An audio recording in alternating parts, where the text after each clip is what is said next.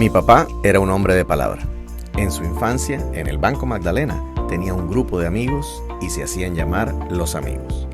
Algún día, a uno de ellos se le ocurrió que hicieran un pacto en el que todos debían colocarle en el futuro el nombre amigo a sus hijos en honor al grupo. Mi papá fue el único que cumplió. Bienvenidos a un capítulo más de Los Amigos de Guillermo Amigo. Hoy estoy con un parcerito vivo de toda la vida, para que ustedes sepan. Estoy con mi gran amigo que me vino a visitar hoy aquí en el estudio, Juan Manuel Galán Pachón. Hola Guillermo, ¿cómo vas? ¿Cómo va, papito? ¿Cómo anda la cosa? ¿Bien? ¿Todo bien? Dándole. Bueno, Juanma, yo no sé si yo te he contado a ti en algún momento, pero el formato de las entrevistas mías, si querías venir a hablar de política, estás perdido porque yo no hablo de política. O sea, lo que quiero es que las personas que vayan a ver esta entrevista te conozcan desde que naciste cronológicamente hasta el día de hoy, y vamos charlando de tu vida y de las cosas que has hecho. Pero tengo 52 años, eso es largo, ¿no? Sí, yo soy mayor que tú, un añito, pero no, ahí vamos tratando de recordar como se pueda. Muy bien, muy bien. Bueno, dale, papi. Juanma, dime, fecha de nacimiento y lugar de nacimiento. 29 de julio de 1972 en Bogotá. En Bogotá. Sí, señor. Cachaquito. Sí, cachaquito, pero con 8 generaciones para arriba de santanderianos, de Charalá. Joda, tienes una sangre dura. Mi abuelo Mario Galán Gómez hizo una investigación ahí sobre el árbol genealógico y llegó hasta un hermano de José Antonio Galán, el comunero, el revolucionario. No, de verdad. Sí. ¿Y tú tienes el árbol genealógico, ese lo tienes? Sí, mi abuela Sarmiento, que mi papá era Luis Carlos Galán Sarmiento. Claro. También de Charalá y de Coromoro. No puede ser. Sí, mi bisabuela era prima de Eduardo Santos, del presidente Eduardo Santos. Claro que sí. Entonces, pero tienes una línea durísima. Y por el lado de mi mamá, los Pachón son de Ubaté, Cundinamarca. Sí. Y mi mamá es Gloria Pachón Castro, esos son sus apellidos de soltera. Sí. Y Castro es del Huila. Entonces ahí tengo raíces cundinamarquesas, no se sabe si en tu casa era el ajiaco, el mute santanderiano. O sea, eso es un problema con el tema de la cocina. El asado huilense, que es muy bueno también. Y las hormigas culonas, claro, la pepitoria, el cabro. Sí, no, espectacular. Bueno, entonces naces en Bogotá. Nombre completo de tu papá y nombre completo de tu mamá. Mi papá Luis Carlos Galán Sarmiento, mi mamá Gloria Pachón de Galán, Gloria Pachón Castro. Sí, ¿cuántos hermanos tuviste? Tuve 3 hermanos, un medio hermano mayor, Luis Alfonso Galán Corredor. Sí. Y mis hermanos menores, Claudio Mario Galán, que además nació en Roma cuando mi papá era embajador y por eso se llama Claudio. ¿Verdad? Porque mi papá no tenía ni idea cómo ponerle qué nombre. Le quería poner Mario por mi abuelo Mario. Claro. Y Juan porque mi papá tenía obsesión con San Juan Bautista, entonces a todos nos ponía Juan. Entonces yo Juan Manuel y Claudio. Entonces la secretaria de la embajada le dijo, no, embajador, póngale un nombre romano. Claro. Claudio. Entonces le puso Claudio Mario Juan, se llama mi hermano. Imagínate tú, pero... Y el menor Ajá. es Carlos Fernando, sí, el alcalde. El alcalde de Bogotá ahora mismo. De Bogotá, sí. No, increíble. No sabía eso. De los amigos que somos y no sabíamos eso. Imagínate. Cuéntame, ¿cuál es el recuerdo más antiguo que tienes en tu memoria de niño? El más que tú dices, no, yo me acuerdo que me robé una bolita uñita en una tienda. ¿Qué hiciste lo más antiguo que te recuerdas de tu vida? Roma, la época de mi papá como embajador. Sí, yo era muy niño. ¿Cuántos años tenías ahí? Mi mamá viajó conmigo de un mes de nacido. Ajá. Y ellos estuvieron 3 años y medio en la embajada en Roma. Y recuerdo un verano en Roma, muerto del calor, y me acuerdo mi mamá con una revista haciéndome así para el calor, abaniqueándome. Es como el primer recuerdo así borroso que tengo de esa época de Roma, que fue la época más feliz de mi familia realmente. No joda, qué bacano. Me encanta que me digas eso porque esos momentos que lo marcan a uno en la vida son los que me gusta compartir, porque todos los hemos tenido en algún momento. Tú lo tuviste en Roma, yo lo pude haber tenido en un arroyo aquí en Barranquilla con una muñeca que me encontré, o sea, lo que sea, pero son los momentos que lo marcan a uno. Cuéntame un poquito cómo fue esa vivencia en Roma de ustedes y por qué te trae esos recuerdos tan bonitos. Porque fue la época más feliz, más tranquila, más de familia que tuvo mi papá. Mi papá tuvo pues una vida muy avasallante, muy acelerada, muy rápida en las campañas todo el tiempo.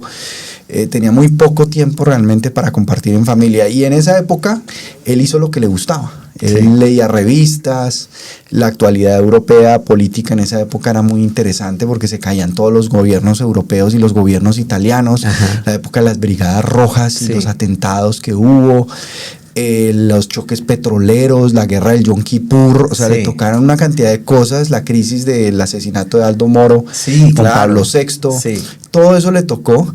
Entonces fue un periodo, y tenía un carro, un Fiat, con el que cogía los fines de semana y se iba a pueblear por Italia. Entonces, qué bacano.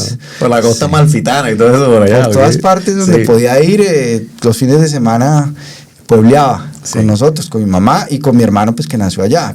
Carlos Fernando sí no le tocó esa época, porque él nació después, en Bogotá. Después de que están en Roma, ¿siguieron, digamos, en algún otro sitio que no fuera Bogotá viviendo o se devuelven a Bogotá después? Pues regresamos a Colombia, a Bogotá, nos quedamos unos meses en la casa de mis abuelos paternos, porque mis abuelos maternos sí murieron, no los pude conocer. Y allí mi papá emprendió la famosa campaña del 78 al Senado por Santander. En esa época el Senado era regional, no era nacional. Entonces era el Senado por Santander. Entonces hizo campaña en un Jeep Daihatsu carpado, blanco con negro. Pero espérate un momentico, ¿tú te recuerdas esto? Me acuerdo todo eso, claro. No te puedo creer. Claro. Y entonces hace la campaña en el Daihatsu negro. Un Daihatsu negro carpado, de eje rígido, que compré en compañía de Alfonso Valdivieso. No puedo creer lo que me estás diciendo. Se fueron. Primero compraron un Renault 6 rojo, pero pues el Renault 6 para las carreteras de Santander, vueltas nada, no pasaba. Lo cambiaron rápidamente por el Daihatsu. Y ese Daihatsu casi deja parapléjico a mi papá, porque le acabó la espalda. Mi papá no podía caminar después de la campaña. Eso, tú sabes que aquí a esos jeepsitos así de antes, las mujeres le decían que eran los ablandaté. Porque eso era puta. Y como los Suzuki. Claro. Los Suzuki eran otros ablandaté. Entonces recuerdo a mi papá con bastón agachado caminando, jovencitico. Pues mi papá tenía 29, 30 años en esa época, 31, por ahí máximo. Un pelado. Entonces hice esa campaña y yo lo acompañé en algunos recorridos. Me acuerdo el cañón del Chicamocha, Pescadero, esas curvas. Impresionante. Y pues, ¿cómo se dice? Tras boca. Claro, totalmente. Terrible. Era tremendo. Sí, esa fue una campaña que fue mi primera experiencia acompañando a mi papá a sus campañas políticas. Juanma, ¿cómo eras tú de niño? ¿Eras juicioso? No, yo sé que tú eres político, pero aquí me tienes que decir la verdad. ¿Eras juicioso, eras inquieto, eras peleonero? ¿Cómo eras? Pues imagínate que tengo una cosa que es un tesoro, que es el mejor recuerdo que tengo de mi papá. Que en la época dura de amenazas, él se tuvo que ir del país así de repente. Y se fue a Oxford, a la biblioteca de Malcolm Dees, un historiador especialista en Colombia, en la historia de Colombia, y vivió ahí en esa biblioteca y se dedicó a estudiar inglés mientras bajaba el tiempo de las amenazas. Y la secretaria de mi papá, que se llama Lucy Páez, de toda la vida, me entregó una tarea en inglés de mi papá escrita a mano con las correcciones en rojo de la profesora. Una de las frustraciones que mi papá tenía era no haber aprendido inglés mucho más joven. Y está fechada toda la tarea. Y la tarea se llama My Son Juan Manuel. No me digas, que me parezco Amparo Grisales ahora con la erizada. En inglés hace una descripción mía de cómo me veía él, de mi personalidad, de lo que a mí me gustaba, de qué deseos tenía para mí. Mamá, qué vaina tan espectacular. ¿Y dónde tienes esa carta? La tengo enmarcada en la sala de mi casa. Pero por supuesto. Qué belleza, Dios. Entonces decía que yo era generoso, decía que me encantaban los carros, decía, que era muy hiperactivo. Yo era muy inquieto realmente de niño. Una calillita, como decimos aquí en Barranquilla. Tremendo. Mi mamá sufrió conmigo mucho porque yo no me quedaba quieto un segundo. O sea, tenía una cosa de hiperactividad tremenda. Entonces sí, esa era como la descripción que él hacía. ¿En qué colegio estudiaste? En el Instituto Pedagógico Nacional. que también él como ministro de Educación a los 26 años, que fue de Misael Pastrana Borrero, le tocó inaugurar la nueva sede del Instituto Pedagógico Nacional, que pasó de la 72, donde era la Universidad Pedagógica, a la 127 con novena por un temblor que hubo en Bogotá que dañó el edificio y tuvieron que trasladar la sede del colegio. Y a él le correspondió inaugurar la nueva sede y él decidió que se iba a hacer el colegio para nosotros, para sus hijos, porque era un colegio de clases medias, era un colegio público y un colegio donde era como un laboratorio de experimentación para las nuevas técnicas pedagógicas, porque fue fundado por la segunda misión de educación alemana que hubo en Colombia. Tu papá tenía la coherencia bien marcada, porque es que una cosa es decir y otra es hacer. Y mi hijo Lucas estudia ahí en el pedagógico. Mentira, no me hagas esto, loco, pero ¿qué te está pasando a ti? No ahí me digas esto. Oye, qué belleza. Bueno, estas son las bellezas que uno se viene enterando acá. ¿Te graduaste en el colegio? ¿En qué año? Además me gradué en el 89, me gradué como bachiller normalista, bachiller pedagógico. Es decir, hice el bachillerato pedagógico y hice prácticas en el colegio. Y uno de los mejores recuerdos que tengo de mi papá, al final, antes de que lo asesinaran, fue que sacó tiempo toda una tarde para irse conmigo a preparar una clase que yo tenía que dar de primaria. Entonces era un simulacro de posesión presidencial. Entonces fuimos a la Plaza de Bolívar y me dijo, bueno, les puedes decir esto, que acá está la alcaldía, acá está todos los poderes, cómo se distribuyen, los puedes ubicar en ese sentido, la historia, y luego me facilitó la entrada al Senado y yo senté a mis estudiantes en las curules de los senadores, hicimos una filmación, pues en esa época era mucho más difícil hacer filmaciones. Total. Para el Día del Idioma en el colegio y presentamos eso. Y ese fue un recuerdo espectacular porque en medio de semejante vida que tenía mi papá en ese momento, pues haberme dedicado una tarde completa para preparar una clase que yo tenía que dar, eso fue espectacular. Yo creo que en el fondo, por lo que me estás contando, existía algún tipo de frustración de él con el tema de ser papá, de no poder dedicarles más tiempo a ustedes por tener el tema de Colombia en su cabeza. Y él siempre nos decía, tranquilos que va a haber tiempo después va a haber mucho tiempo. Entonces, pues, ese era como el consuelo que nos daba él. Pero bueno. Te graduaste en el año 89. En el 89, pero no pude estar presencialmente en el grado, porque en el año 89, el 18 de agosto, asesinan a mi papá y yo me graduaba en noviembre. Entonces, pues no podemos volver al colegio porque Pablo Escobar dijo que iba por las familias de sus enemigos y nos tocó desde la casa hacer los trabajos. Luego, pues mi mamá la nombraron en la UNESCO como embajadora, nos fuimos y desde allá pues estaba yo cuando me gradué, pero me tocó arrancar de cero porque yo no sabía francés, no sabía el método francés y allá me tocaba aprender todo eso para hacer la universidad. Juanma, voy a hacer un paréntesis porque quiero volver a ese punto un momentico ahora, pero quiero hacer un paréntesis para entender un poquito el tema tuyo de la mujer no está aquí, ya se fue, ¿verdad? Fuiste muy noviero, te gustaba mucho el tema, fuiste necio o fuiste un...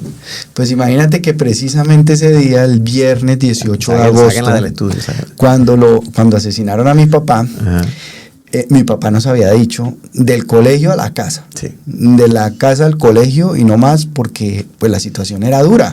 La semana anterior se habían llevado a un compañero mío de curso, lo tuvieron 6 horas amenazándolo, mandando los mensajes, donde le dijeron que dígale a Juan Manuel que disfrute mientras pueda. Terrible. Cosas así. Entonces...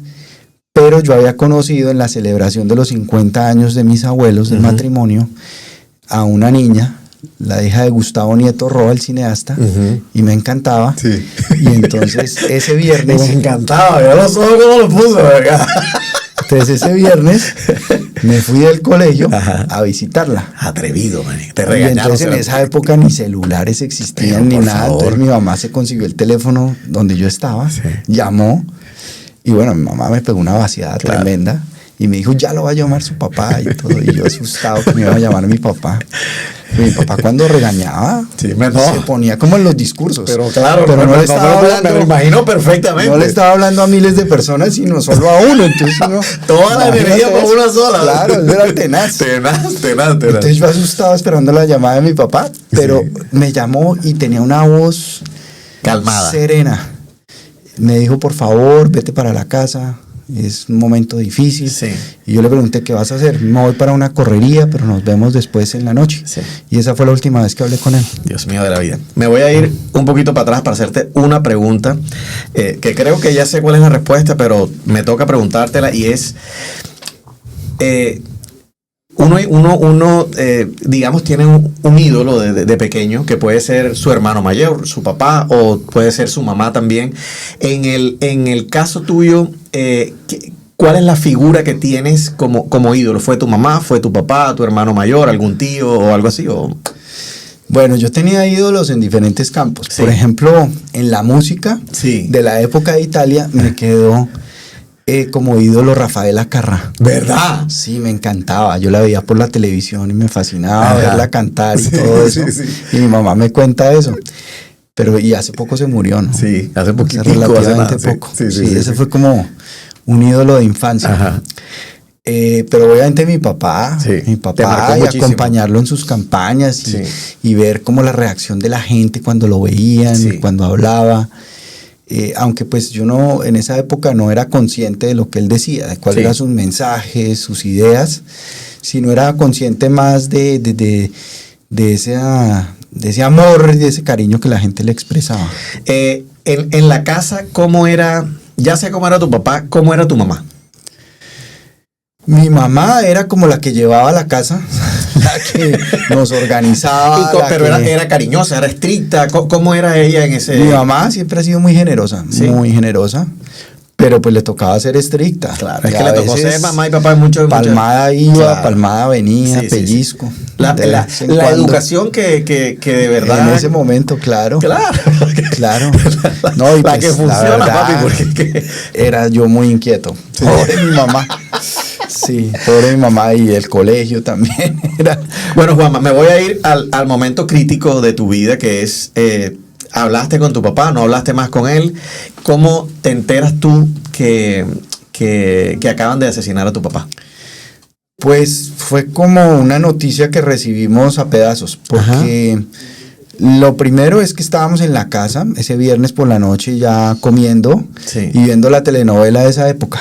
En esa época no me acuerdo bien si era Caballo Viejo o Calamar, era una de esas dos, era en Caracol. Sí. Y entonces veíamos ahí la televisión mientras comíamos, y entonces sonó el teléfono y la secretaria de mi papá, la misma que me entregó la tarea de inglés, le dijo a mi mamá que prendiéramos la radio porque estaban dando la noticia de un tiroteo en Soacha.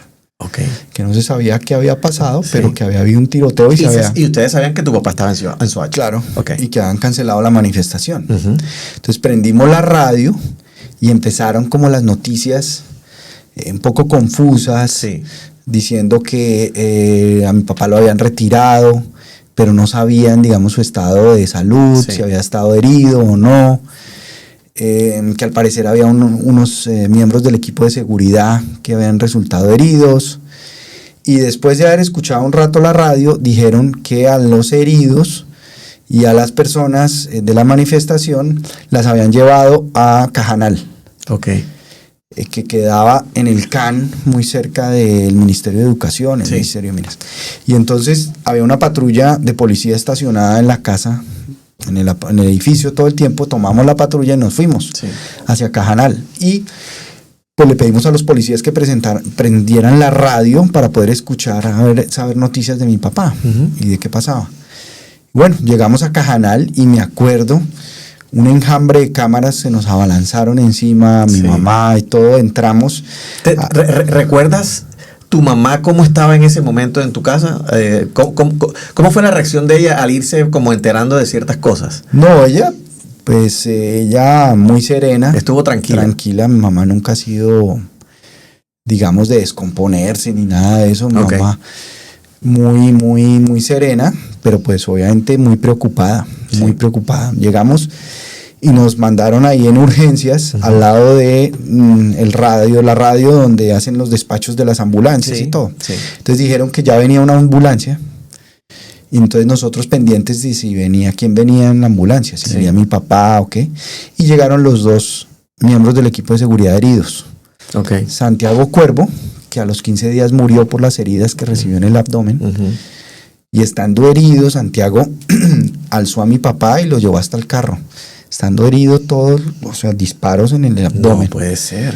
Sí, y se dio cuenta fue después que tenía esos disparos, o sea, la adrenalina y el momento, eso fue muy impresionante. Y también Pedronel Angulo, que sí sufrió unas heridas, pero pues se salvó, no fueron heridas de mayor consecuencia. Sí. Nunca llegó mi papá ya, entonces nos dijeron, no, es que lo llevaron al hospital de Kennedy. Entonces salimos de Cajanal hacia Kennedy, que eso era atravesar toda la ciudad. Totalmente. Eso fue una carrera loca, que los policías, recuerdo, mostrando las armas para abrirse paso por el tráfico. Llegamos y había una cantidad de carros, ahí había un ministro, me acuerdo, Manuel Francisco Becerra, de Educación de Barco en esa época. Entramos a la clínica y me encontré con una compañera de mi colegio que estaba haciendo allí su práctica en medicina. Ella fue la que lo recibió a él, a mi papá, y nos pasaron como a una sala contigua al quirófano y salió el director del hospital de Kennedy y pues nos pidió que nos sentáramos y le dijo a mi mamá que no había nada que hacer. ¿Cómo fue tu reacción en ese momento? La reacción mía fue como si me hubieran desconectado. Es decir, como cuando uno está conectado a la electricidad, tiene un aparato y lo desconectas y le jala el cable. Como cuando uno dice queda en blanco. Queda así como en un limbo, como en una especie de pesadilla donde uno decía, pues, estoy dormido, estoy soñando, esto es una pesadilla, esto no puede ser verdad lo que está pasando, esto no puede ser real. Y obviamente pues mi mamá afectada, mis hermanos, nos pidieron que si queríamos pasar a ver a mi papá. Yo no me sentí capaz. Claro. No me sentí capaz. Y pues esa noche fue muy larga, la verdad. Nos pasaron después a la sala, a la dirección del hospital. Y allí pues yo había pensado, no sé por qué, inconscientemente, que debía escribir algo y hacer un discurso en el sepelio de mi papá, si llegaba a pasar algo. Entonces subimos a la dirección del hospital, abrí un cajón del escritorio y encontré unas hojas. Recuerdo que eran unas hojas de papel mantequilla, ese papel que uno usaba para calcar los mapas para la clase de geografía. Y ahí me puse a escribir, ahí lo que me salió en ese momento. Lo terminé, se lo pasé a una prima que lo pasó después en limpio, a máquina. En esa época estaban empezando los computadores a funcionar. Y pues recuerdo que en esa sala ya empezó a llegar una cantidad de gente. Nosotros nos fuimos a descansar, mi mamá también fue a la casa un rato, se devolvió a recibir a mi papá para llevarlo al Capitolio, a Cámara Ardiente, allá en el Salón Elíptico, donde sesiona la Cámara de Representantes. Y pues nosotros al otro día, pues salimos para allá. Y eso fue un sábado larguísimo, pero además la cantidad de gente en la Plaza de Bolívar, haciendo fila para entrar a ver a mi papá. Sí, una cosa. Y pues obviamente cuando yo lo vi, pues fue durísimo, fue un golpe verlo ahí en el ataúd, terrible. Dios mío, qué momento. ¿Cuándo crees tú? Bueno, yo no tengo ni papá ni mamá en este momento y ya se fueron hace mucho tiempo, pero lo que me sucedió a mí fue bastante parecido. No asesinaron a ninguno de mis papás, mi mamá murió de cáncer y mi papá murió ya de viejo, pero cuando mi mamá muere, a mí me sucedió algo bastante parecido a lo que tú acabas de, sentir que a uno lo desconectan. Y yo yo sentí que duré mucho tiempo en ese estado. O sea, yo trabajaba con mis hijas, no sé qué. Yo también. Pero yo, o sea, era en un estado que yo iba como en automático. Pero yo realmente no tenía como una conciencia de lo que estaba pasando.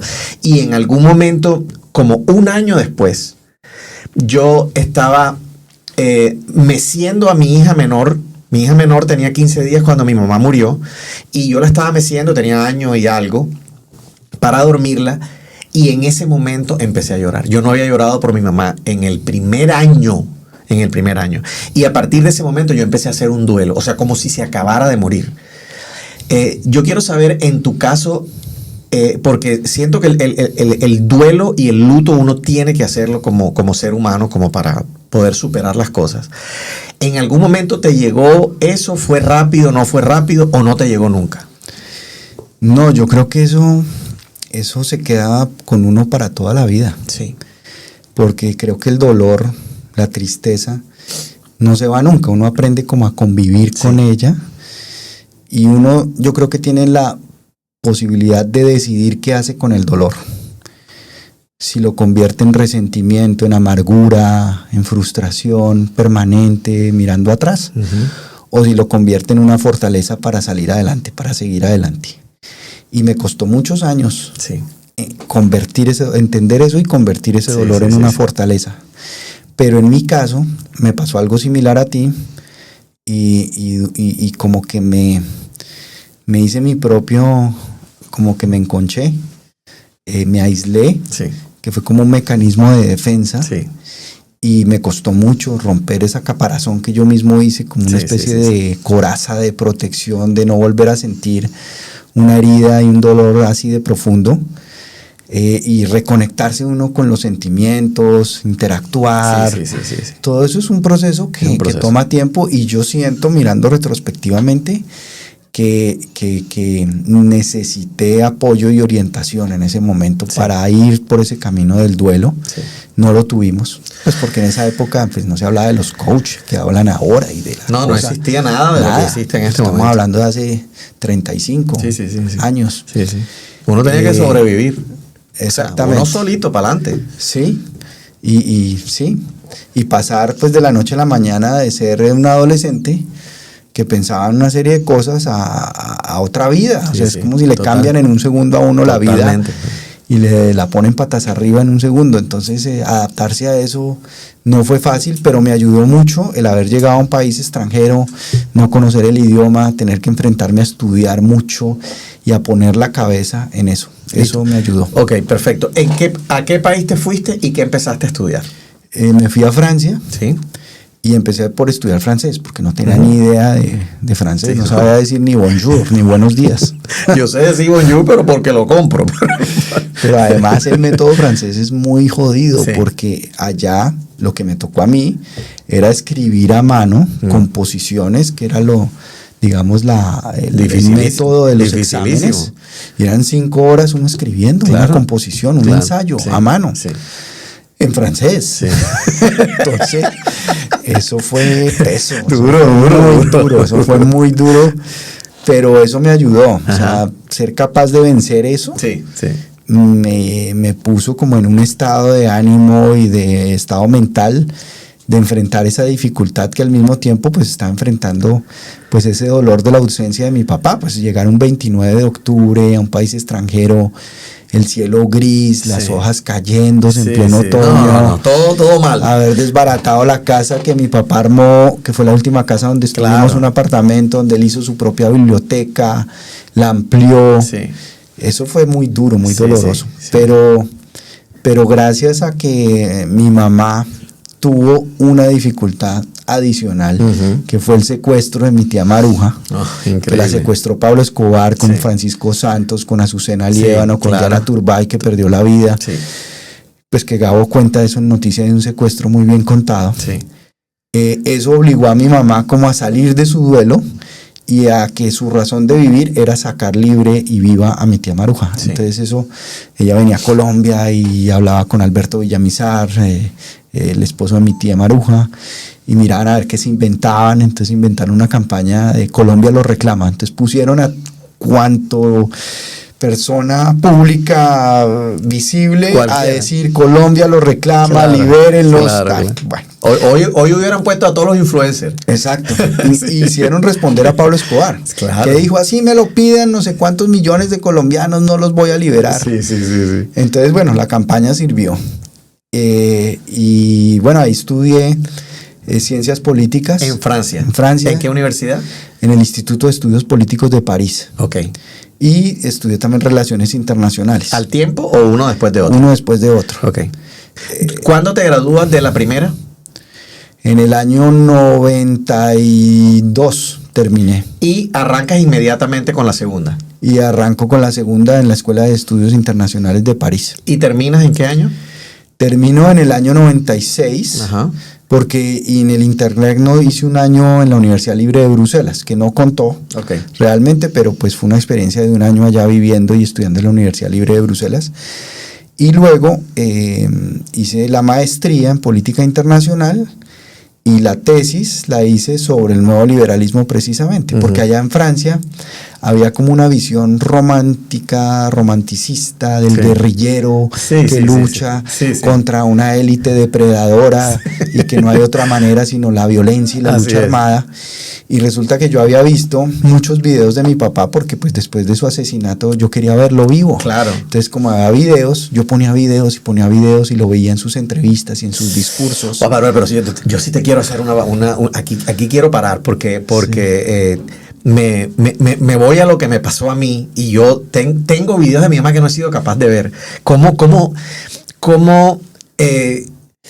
reaccionaste tú cuando veías esos videos de tu papá? No, pues durísimo al principio porque además los noticieros, había una cantidad de programas de televisión, entonces pues nosotros veíamos mucha televisión y pues veíamos los noticieros. Mi mamá dirigía un noticiero en esa época que era Colombia 12:30, noticiero del mediodía. Sí. Y pues el noticiero le hizo un homenaje a mi papá muy bonito, con imágenes de él, con fragmentos de discursos, de entrevistas. Y hay un fragmento que a mí me llamó mucho la atención, que fue en ese fragmento que yo me inspiré para hacer mi tesis.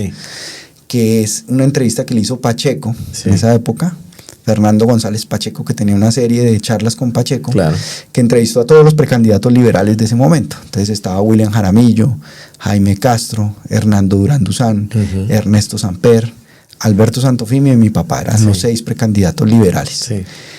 Y mi papá en esa entrevista de pronto paró a Pacheco y le dijo, me acaba de pasar algo muy interesante, estuve en Venezuela hablando con el presidente Caldera y entonces él me dijo, ¿cómo es de importante que a usted le vaya bien? Entonces mi papá le preguntó, ¿por qué, presidente? Y Caldera le dijo, porque usted es el único caso que yo conozco en mis 50 años de vida y de carrera política de un hombre rebelde, inconforme, partidario de cambio social, que haya asumido esas posturas políticas sin acudir ni a la violencia ni al marxismo. Entonces, si usted tiene éxito, usted está abriendo un camino no solo para Colombia, sino para América Latina, demostrando que se puede por el camino democrático, sin violencia, por la vía de las instituciones. Entonces, por eso es tan importante que a usted le vaya bien.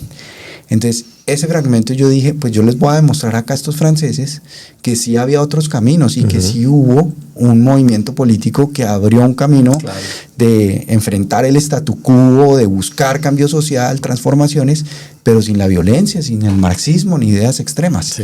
Y sobre eso fue la tesis y me la publicó Planeta, se llama El Rojo de Galán. ¡Qué carísimo! No puede ser.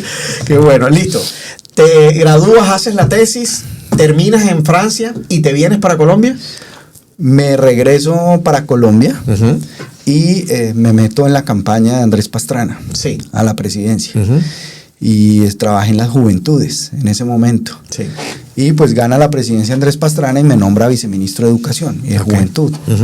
Ahí trabajé un tiempo, trabajamos los consejos de juventud, la tarjeta joven, hicimos 2 Expo Camellos, que era la feria del trabajo juvenil, entonces dijimos, bueno, vamos a coger Corferias en Bogotá y vamos a hacer una feria en donde estén los emprendedores jóvenes, pero también estén la oferta institucional que hay para ayudar a esos emprendedores jóvenes. Entonces, Joven Emprendedor Exportador, que era un programa del Ministerio de Comercio Exterior de Marta Lucía Ramírez, que la DIAN estuviera ahí y le informara a los jóvenes cómo no fracasar en una empresa por no reportar bien los impuestos y hacer la declaración como debe ser.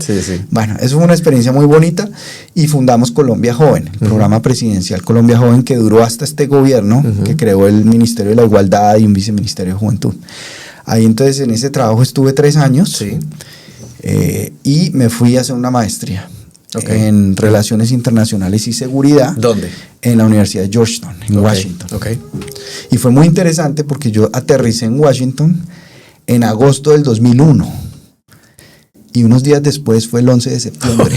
Entonces yo veía desde mi apartamento, veía el humo del Pentágono. ¿Me estás hablando en serio? Te lo juro. Y de toda esa paranoia de que viene un avión para el Capitolio, viene otro para la Casa Blanca, viene otro no sé cuántos. La paranoia era terrible. Estaban esperando, en todas partes estaban esperando aviones en ese momento. Es una cosa loca. Claro, total. Una cosa absurda. Sí. Y yo estaba haciendo unos informes de radio para Todelar. Sí. Y entonces los de Todelar, obviamente, pues tenerme a mí ahí viviendo la situación. Entonces yo en directo por radio diciendo y reportando todo. El reportero soy yo. El reportero soy yo porque pues en la familia ha habido buena periodística, sí, ¿no? Sí, mi abuelo Álvaro Pachón de la Torre, y por el lado de mi mamá fue fundador del magazine dominical del Espectador. Sí, imagínate. Contemporáneo de Guillermo Cano. Sí. Entonces mi mamá fue periodista, es periodista, ¿no? Sí. Que cuando le dicen que fue, se pone brava y dice, no, yo no soy periodista. Uno nunca deja de ser. Sí.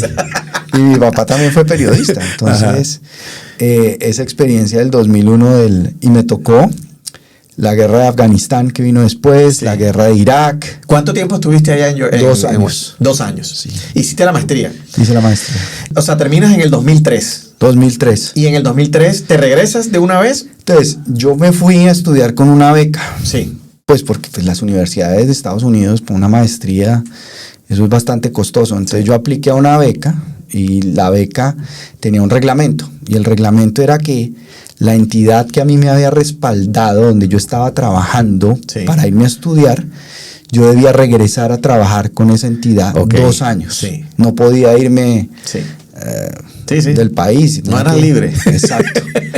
Entonces yo me fui estando vinculado a la presidencia de la República en el programa presidencial Colombia Joven. Sí. Y cuando regresé, pues había un nuevo gobierno. Sí. Estaba Álvaro Uribe Vélez como presidente. Yo me presenté en la presidencia y pues me mandaron al servicio exterior porque pues mi profesión era internacionalista, maestría en eso. Entonces estuve 2 años y largo en la Embajada de Colombia en Londres, como segundo de la embajada. Okay. Los años que necesitabas para exactamente. Los años de esclavo. Exactamente. Para ganarte la libertad. Exactamente, para cumplir con el reglamento de la beca. Entonces, más o menos en tiempo, estamos hablando ahora de 2005, ¿cierto? Ya estamos en el 2005. Correcto. ¿Y en el 2005 regresas a Colombia? Entonces, en el 2005 tomo la decisión de aspirar al Senado por primera vez, que la elección era en marzo del 2006. ¿Y estabas cuánto tiempo antes lo decidiste? Lo decidí en el 2005, a mediados de 2005. Menos de un año. Menos de un año, sí. Sí, pues porque tenía que cumplir con una serie de tareas en la embajada, porque yo manejaba los informes políticos de la embajada, la cooperación, que en ese momento con Gran Bretaña teníamos una cooperación en seguridad y en inteligencia, los organismos internacionales que hay en Londres, porque allá está la Organización del Café, del Cacao, la Organización Marítima Internacional, la cooperación internacional también, y los derechos humanos, que era la relación con los sindicatos y las ONG. Sí. Y pues fue un momento difícil, duro, tumultuoso, porque pues había mucha resistencia ya en Gran Bretaña a las políticas en ese momento de seguridad del presidente Álvaro Uribe. Y pues regresé, hice la campaña al Senado por el Partido Liberal y resulté electo por primera vez en el 2006, mi primer periodo. Ahí estuve en la Comisión Segunda del Senado, que es la de Relaciones Exteriores, Seguridad y Defensa, Comercio. Sí. Fue una experiencia interesante. ¿Cuántas veces estuviste en el Senado? 3 veces, 3 periodos. 3 periodos. 2006, 2010, 2014, 2018. 2018. Terminas en el 2018. Voy a terminar el tema profesional y me devuelvo a tu vida personal un poquito, ¿ok? Terminas los 3 periodos de Senado en el 2018, hace 7 años. ¿Qué hemos estado haciendo en estos 7 años? Bueno, entonces en el 2018 yo era senador y el Partido Liberal toma la decisión de apoyar en segunda vuelta a Iván Duque. Sí.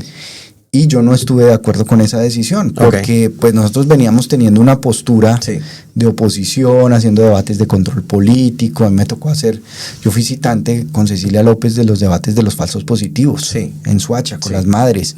El debate de agroingreso seguro me tocó a mí también. Sí, te quedaba incoherentísimo. Entonces yo la verdad no me sentía cómodo, ni me sentía pues siendo coherente. Sí. Y renuncié al Partido Liberal, renuncié a seguir en el Senado y me fui a recuperar la personería jurídica del nuevo liberalismo, el partido que fundó mi papá hace 40 años. Claro que sí. Y eso con base en los acuerdos de paz, porque los acuerdos de paz en el segundo punto, que es el punto de participación política, establecían que partidos que hubiesen desaparecido por causa de la violencia tendrían el derecho a recuperar su personería jurídica. Empezamos por el Consejo Nacional Electoral, nos negó 3 veces la personería, luego Consejo de Estado, nos negó 2 veces la personería, y ya nos quedaba solo una opción, que era la tutela, que la seleccionara la Corte Constitucional. La seleccionaron y la decisión fue unánime. Todos los magistrados votaron a favor de restituir la personería como un acto de reparación al partido, porque al partido le asesinaron a más de 50 de sus integrantes. Claro que sí. ¿Ese proceso cuánto tiempo duró? 5 años. Dios santo de la vida. O sea, hace 2 años apenas está el nuevo liberalismo. Exacto. Otra vez. En noviembre del 2021 nos volvieron a entregar la personería, un mes antes del cierre de inscripciones de las elecciones a Congreso. Y en un mes, pues organizamos unas listas como pudimos al Senado, a las cámaras, y pues sin tener realmente nada organizado, ninguna base, con carencia de recursos y de todo, pues el partido logra 390,000 votos al Senado. Es un batazo increíble. Y 500,000 de votos a la Cámara. Y yo logré en la consulta presidencial 500,000 de votos. Increíble. Entonces, desde ese momento iniciamos como un proceso de construir o de reconstruir el partido en todos los departamentos, en los territorios. Sí. Y pues en el 2023, en las elecciones regionales y locales, pues nos fue muy bien. Qué bueno. Tenemos ya hoy 320 concejales, 164 ediles, 11 diputados, 58 alcaldes entre avales directos y coavales. Pues la alcaldía de Bogotá, que no es poca cosa, la alcaldía de Cali, la alcaldía de Cartagena. La alcaldía de Pasto, la alcaldía de Florencia, la alcaldía de San José de Guaviare. Espectacular. Pero eso ha sido pedalear y pedalear y pedalear. Te voy a hacer una pregunta, no sé cómo llamarlo, una pregunta espiritual. En este proceso en el que tú recuperas el tema del nuevo liberalismo, metes aquí, te lo niegan, metes allá, te lo niegan, metes acá, ¿En algún momento has tenido una conversación de esas con tu papá que le dices, pégame el empujoncito loco que me tiene en la vida deshecha estos manes? O sea, tu relación con él sigue yo todas las noches le pido, antes de dormirme, eso es lo último que hago en el día. Es pensar en él y también pensar en el día en que yo nací, porque yo nací el 29 de julio. Sí. ¿Tú sabes de qué santa es el 29 de julio? No sé, pero dime. De Santa Marta, que es la santa de las causas imposibles. No, ¿verdad? Sí. Que fue la resurrección de Lázaro, su hermano, que fue uno de los milagros que hizo Jesús. Wow. Entonces, la santa de las causas imposibles es mi santa, Santa Marta. Entonces, parecía causa imposible revivir el nuevo liberalismo, ni siquiera mi hermano creía en un momento dado. Ajá. Pero pues yo me acuerdo que mi papá siempre nos decía persistir, insistir, perseverar, ¿no? Paciencia, porque le preguntó Pacheco también, bueno, doctor Galán, ¿qué es lo más importante que usted ha aprendido en toda su vida política? Sí. Y dijo, a tener paciencia. Eso es una maestría. O sea, la paciencia es una maestría que se adquiere, pero solamente viviendo. Con la madurez. Y con la madurez. Con la madurez, porque los jóvenes son por naturaleza impacientes. Así es. Sigue presente tu papá en algún momento en donde cierres los ojos y digas, sabes que gracias, porque yo sé que fuiste tú ahí. No, pues es que yo siento su energía todos los días y la siento a través de la gente, porque él tenía una frase que decía, cuando el pueblo da cariño lo da para siempre. Qué belleza. Y yo me encuentro todos los días a alguien que me habla de él, que habla de sus ideas, saca un recuerdo. Mucha gente tiene la credencial original del nuevo liberalismo y la sacan de la billetera, a veces llena de hongos. Yo me acuerdo, pero ahí está. Me acuerdo perfecto. Mira, no sé por qué, pero es la única campaña, estando yo de niño, que yo me acuerdo el afiche de tu papá así como pixelado, con el puño arriba. O sea, me acuerdo la gente pegándolo en el vecino de al lado mío en el garaje tenía ese cartel. Increíble. O sea, y es el único. Pregúntame de otro y no tengo ni idea de ningún otro cartel de ningún otro político. Ese es un ícono de la publicidad política en Colombia. Sí. Juanma, vamos a devolvernos un poquito. Pues yo soy separado. Sí. Tengo 2 hijos, uno de 21, Manuel, grande, y uno de 17, Lucas, que es el que está en el pedagógico estudiando. Okay. Y pues tengo ahora a mi pareja, que es Mile, María Milena García. Sí. que además es barranquillera de convicción. Barranquillera de bordillo, como Shakira. De bordillo, de carnaval, de comparsa, Qué bacano. de la troja, de, mejor dicho, todo. O sea, me ha hecho todo el tour. Yo los vi en carnavales, Y los vi me ha carnavaleando bastante. me ha enamorado de Barranquilla. La verdad, yo no sabía que esta ciudad era lo que es. Es que Y cuando uno la descubre, Sí, o sea, es como dicen, ¿no? Quien lo vive, quien quien no lo goza. conoce a Barranquilla la Así es, sueña. así es. Y quien la conoce nunca la olvida y siempre la Así quiere. es que Barranquilla, el eslogan del carnaval es el eslogan de Barranquilla. Quien la vive es quien la goza. Sí. O sea, uno tiene que venir a Barranquilla a vivirla, a meterme por aquí, meterme por ahí. Y cuando ya conoces todo el cuento de Barranquilla, eso quedas enamorado de por vida. Y la frase de la vida es un carnaval. La vida es un carnaval. Así Y es. me lo hice todo este año. Me hice la guacherna fluvial. No, qué me hice belleza. la guacherna. Sí, sí, sí, me sí, hice sí. la coronación de Sí, la sí, reina de sí. la 44, el concierto de Shakira. Me hice La coronación, la normal, la coronación de la reina. normal de la y reina. Y el concierto. Y fuiste el al concierto, claro. Y eso de Marc Anthony. O sea, Espectacular. yo nunca había visto en mi vida a Marc Anthony cantar. Eso fue espectacular. Espectacular. Sí, estuvo muy bueno. Lástima la vaina de la botella y eso. Pero bueno, eso Un es lunar- parte un de- lunarcito sí, ahí es parte de la cosa. Sí, sí, sí, sí. Y bueno, me hice la batalla de Flores, Ajá. estuve en una comparsa. Ajá. Además creo que pasé la prueba. Porque la gente en la calle me gritaba, baila cachaco, baila cachaco. Entonces yo bailaba. Y entonces la gente se quedaba así como pensando, como mirando.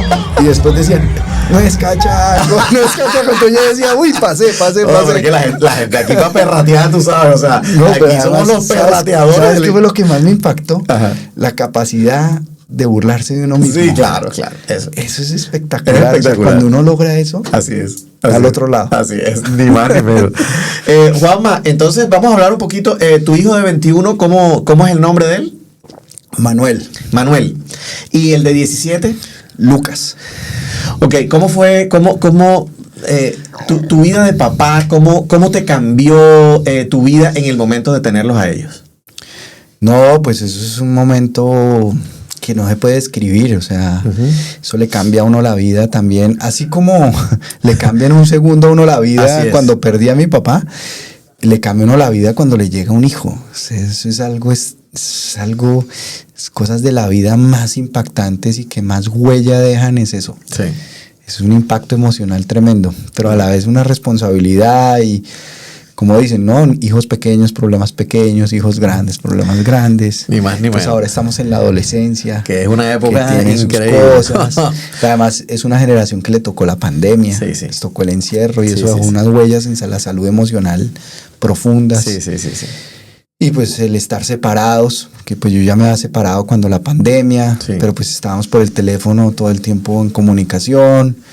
Yo pasé la pandemia con mi mamá, acompañándola. Entonces, bueno, fueron etapas de la vida, pero la relación, yo trato de ser muy disciplinado con ellos en el tiempo. Okay. Y el tiempo que compartimos, yo Es de no calidad. agendo cosas, trato de no agendar cosas para estar con ellos. Y si agendo cosas, pues trato de que me acompañen Sí. en esas cosas.